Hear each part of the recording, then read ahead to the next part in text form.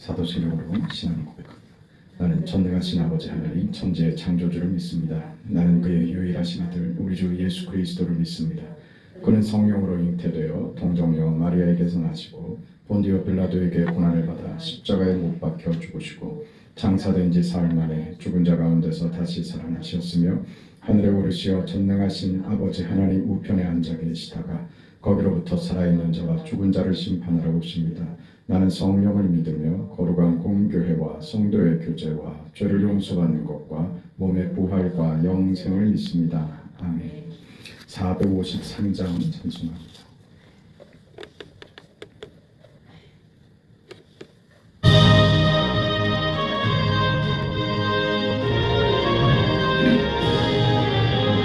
예수도 알기 원하네. 크고도 넓은 은혜와 대속해 주신 사랑을 간절히 알기 원하네. 내 평생의 소원, 내 평생의 소원, 대속해 주신 사랑을 간절히 알기 원하네. 성령이 스승되셔서 진리를 가르치시고 거룩한 뜻을 깨달아 예수를 알게 하소서.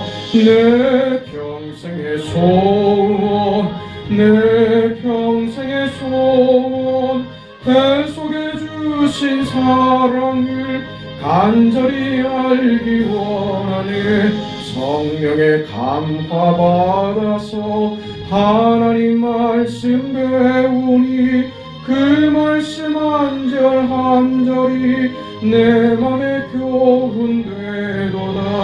내 평생의 소원, 내 평생의 소원, 대속해 주신 사랑을 간절히 알기 원하네.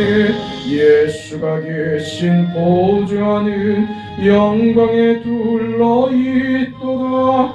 평화의 왕이 오시니 그 나라 왕성하도다. 내 평생의 소원, 내 평생의 소원, 대속해 주신 사랑을 간절히 알기 원하네.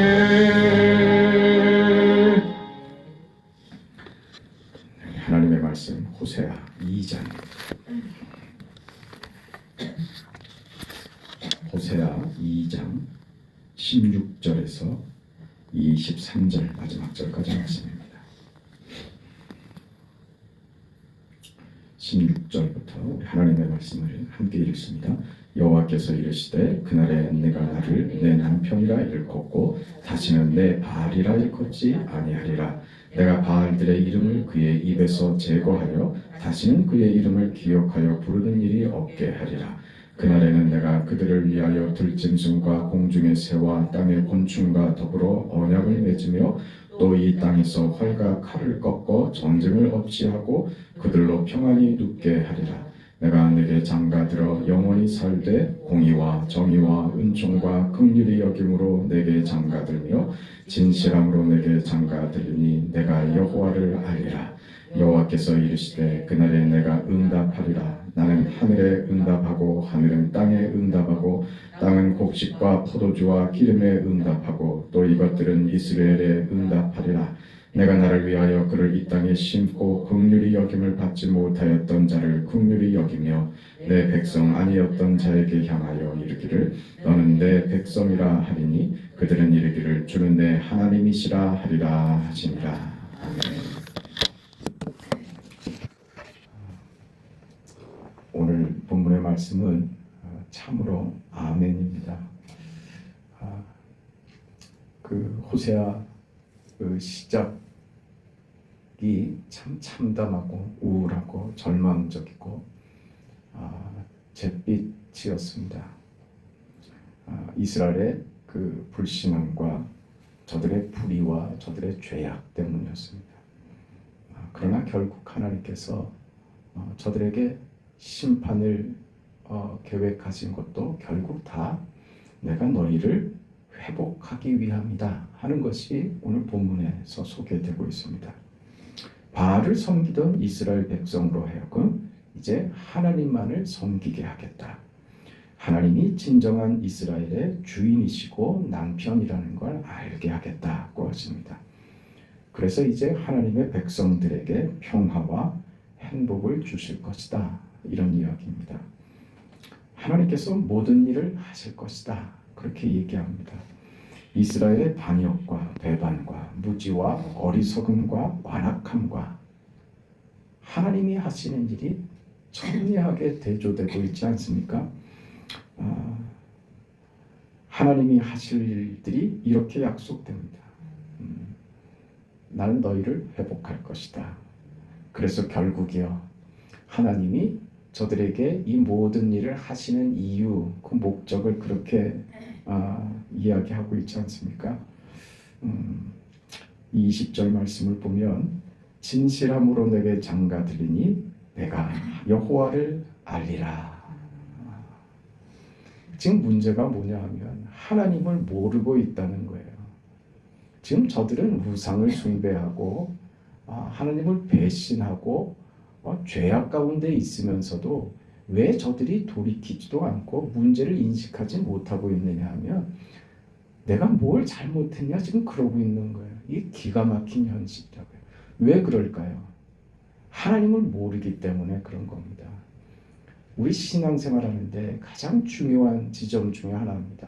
하나님을 아는 거예요. 힘써 여호와를 알라. 너는 여호와를 알라. 힘써서 여호와를 알라. 이게 다 무슨 뜻인지 알아야 됩니다. 성경을 통해서 하나님의 마음을 읽어야 됩니다.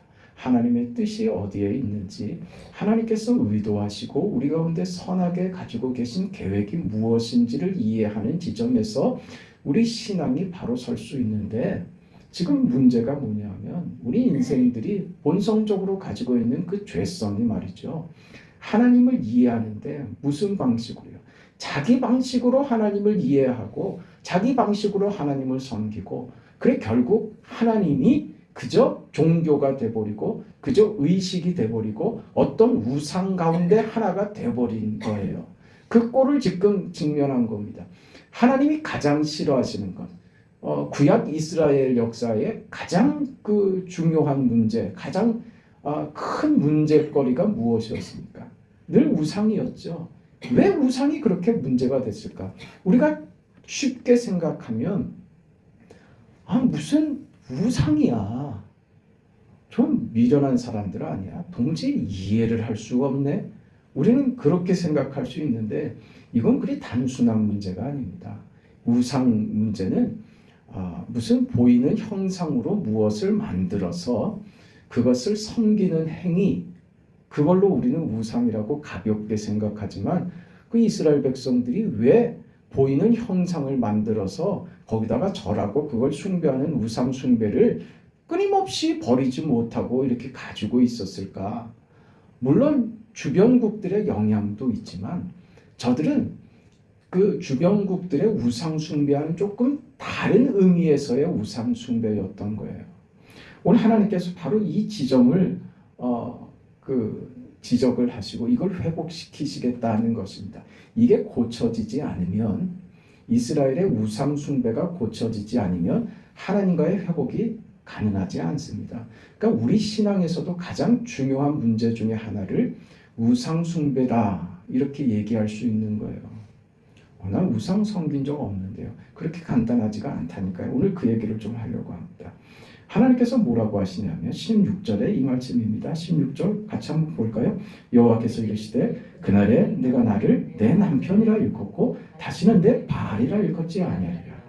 지금 호세아 선지자의 결혼 생활로 그렇게 빗대죠. 내가는 여기서 하나님이십니다. 여호와 하나님이시죠. 내가 이스라엘의 남편이다 이렇게 얘기하고 있는 거예요. 호세아에게 있어서 그 아내는 음탕한 여인 고멜이었습니다. 그러나 그 고멜의 그 죄악과 남편을 저버리고 자기 육체의 욕구를 따라서 계속해서 반역하고 도망가고 하는 그 고멜을 끝까지 호세아가 붙들고 있는 것으로 하나님이 이스라엘의 신랑으로서, 남편으로서 이스라엘에게 어떤 존재인지, 그리고 이스라엘이 저 고멜과 같이 구는데도 호세아를 통해서 보여주는 것처럼 하나님께서, 여호와 하나님께서 이스라엘에게 어떤 남편이신지를 지금 보여주시면서 그것으로 결국 네가 나 여호와가 누구인지 알게 될 것이다, 이 말씀을 하시는 거죠.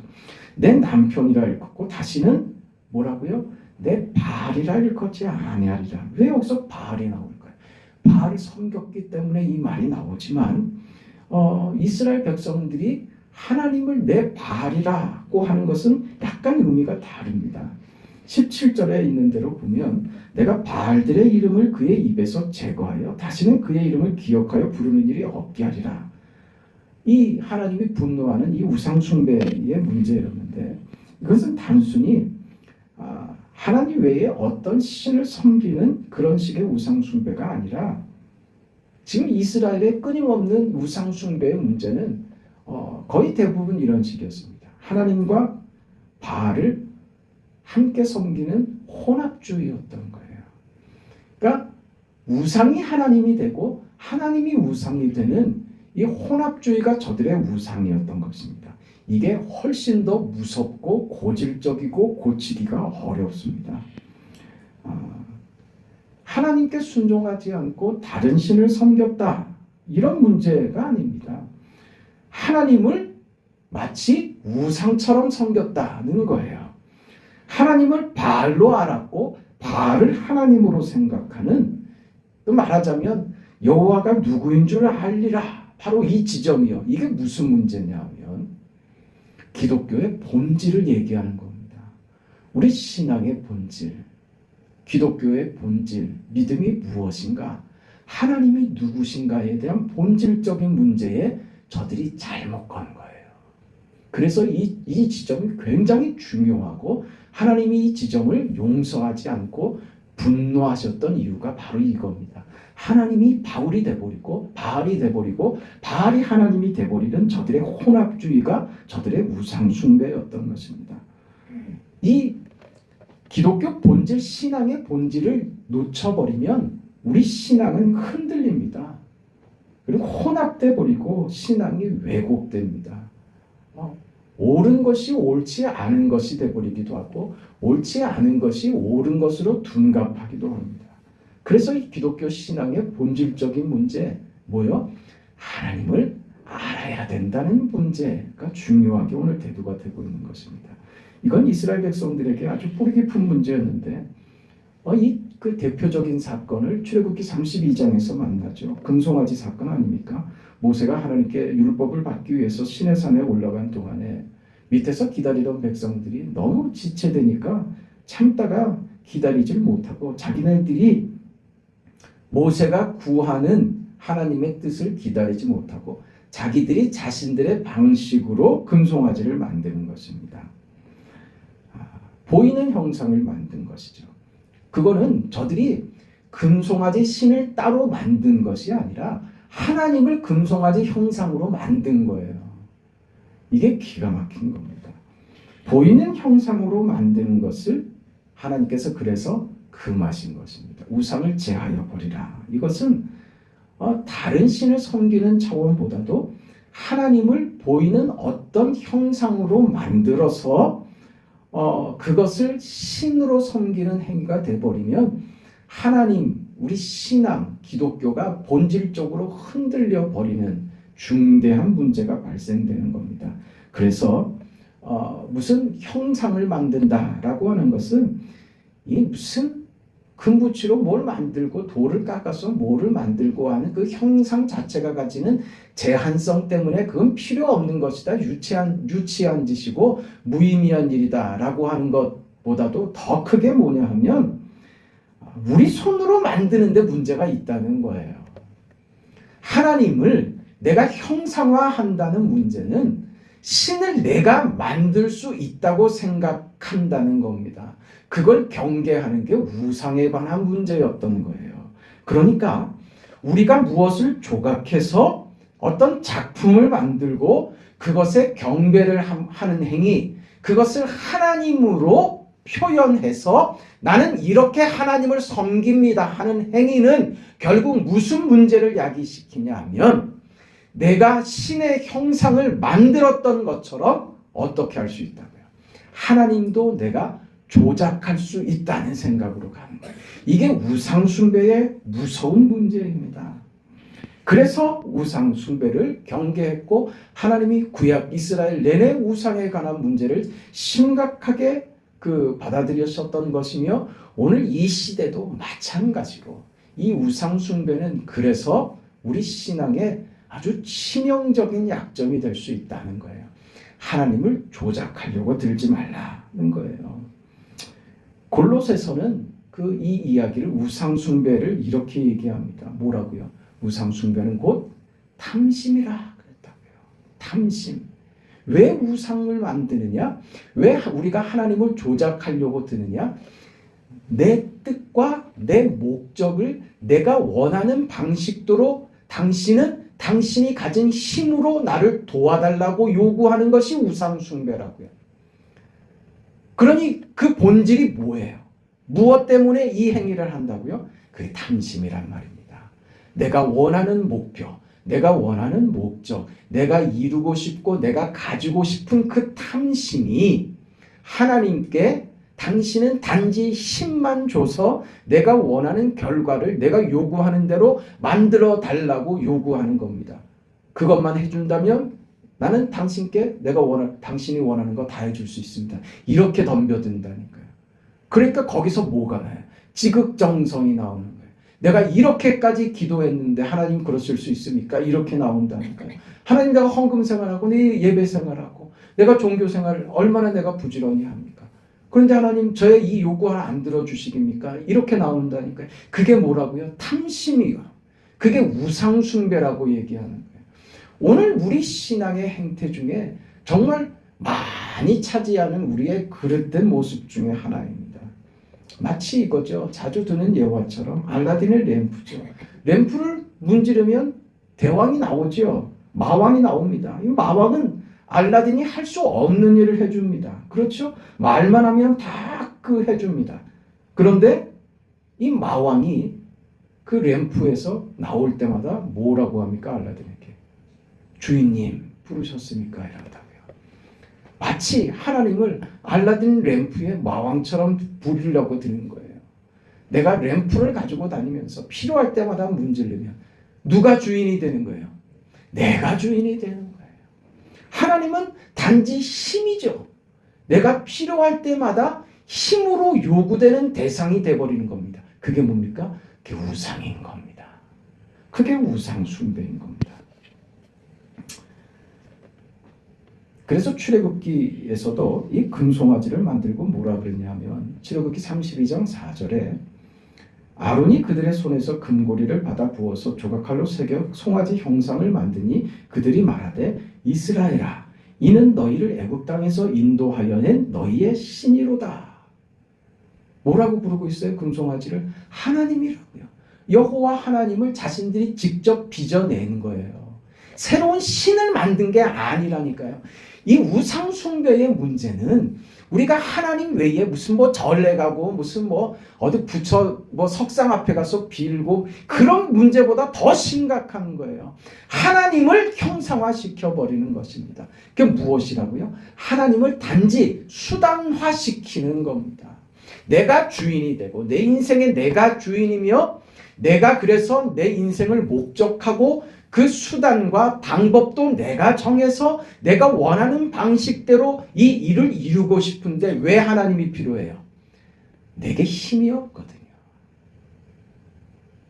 마음은 있고 요구는 있고 욕망은 있는데 그것을 이뤄낼 힘은 없단 말입니다. 그러니까 내게 힘을 줄 무엇인가가 필요한 거예요. 그냥 물 떠다 놓고 빌죠. 네? 그러니 나무 밑에 가서 빌고 어디 달 보고 빌고 별 보고 빌고 새해 첫날 해가 뜨면 그 해맞이 행사를 저 작년인가요? 난생 처음 한번 해봤습니다.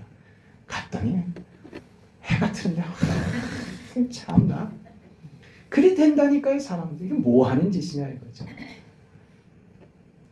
내가 원하는 대로 이루어지기를. 그게 뭐가 되든 상관없는 거예요. 그게 해가 돼도 상관없고, 그게 뭐라고 합니까? 천지신명이에요.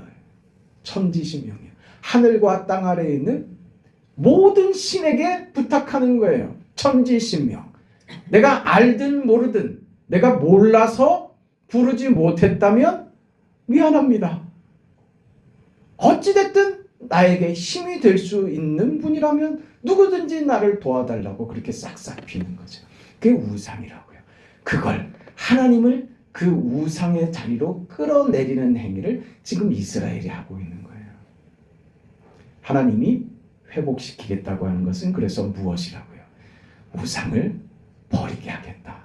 그리고 그 자리에 그 자리에 유일하게 하나님으로만 너희의 신, 너희의 하나님이 나 여호와로만 서겠다. 어떻게 해요?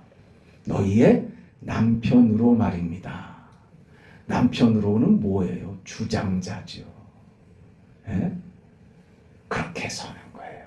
하나님이 우리의 주인이시고 창조주이시며 우리의 왕이시고 우리의 인도자이신 여호와 하나님 나의 아버지께서 그 자리에 계실 때 우리 인생은 그때 편안하고 행복하고 만족하고 우리 삶에 하나님이 주시는 것으로 사는 영화로움과 복됨을 그때 경험할 수 있게 되는 것입니다.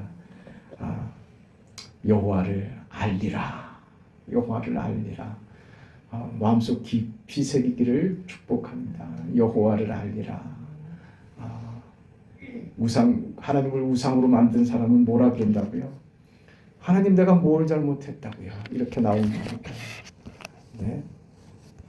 예배 드리는 것도, 주일 성수하는 것도, 헌금하는 것도, 기도하는 것도, 뭐 하는 것도 전부 다 그게 내가 하나님 앞에 종교적으로 의식적으로 이렇게 하지 않았습니까? 라고 하나님 앞에 그걸 조건으로 건단 말입니다. 그렇게 되면 안 됩니다. 하나님 앞에서 우리는 은혜로 사는 자들입니다.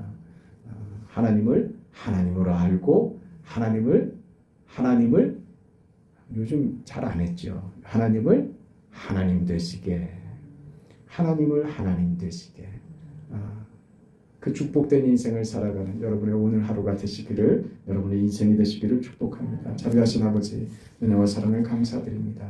주신 말씀을 받고 저들의 모든 죄악과 배신과 절망 가운데서 사망에 처한 무의식과